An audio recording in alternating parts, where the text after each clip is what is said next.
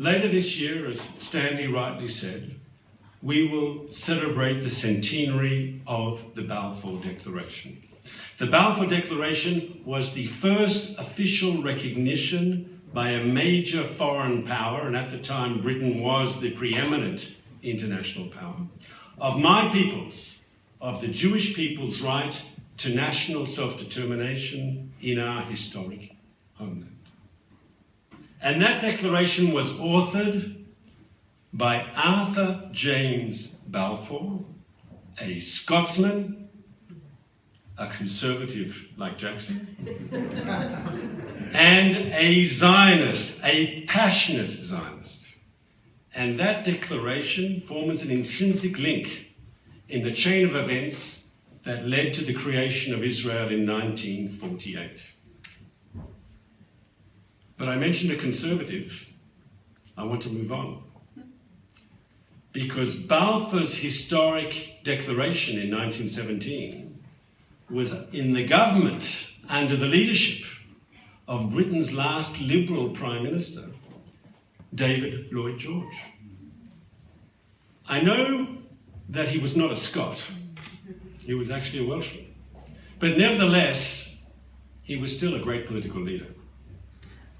And as you know, the declaration would never have passed the cabinet without the support of the Prime Minister at the time. And Lloyd George remained a passionate Zionist in all his years of public life.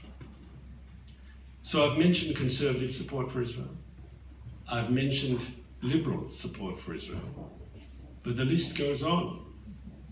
In the Scottish trade union movement, we see towering figures like Manny Shinwell. An internationalist, he deeply sympathized with the struggles faced by peoples across the world, including the Jewish people, and stood out as a great advocate for the fundamental fairness and justice of the Jewish state. And just as Shinwell recognized the justice of the Jewish state, so did many other leaders of the Scottish Labour movement, from John Smith to more recently Gordon Brown. But support for Israel has not just been expressed by conservatives, by liberals and by labour rights. In her autobiography, the veteran nationalist parliamentarian Winnie Ewing spoke passionately about her attachment to Israel.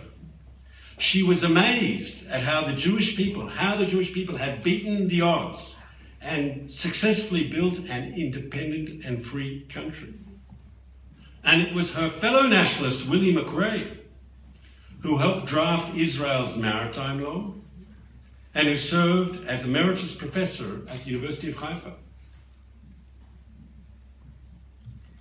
Now, I've mentioned, I think, all the factions in the Scottish Parliament except for the Greens.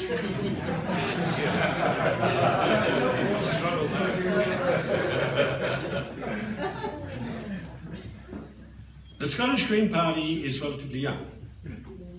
So I took inspiration from an older Green Party, the Green Party of Germany, which of course has special bonds with Israel.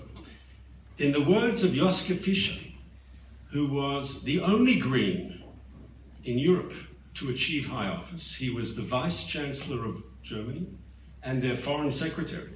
I quote from this leader of the Green Party: "The right of existence of the State of Israel is and always will be non-negotiable."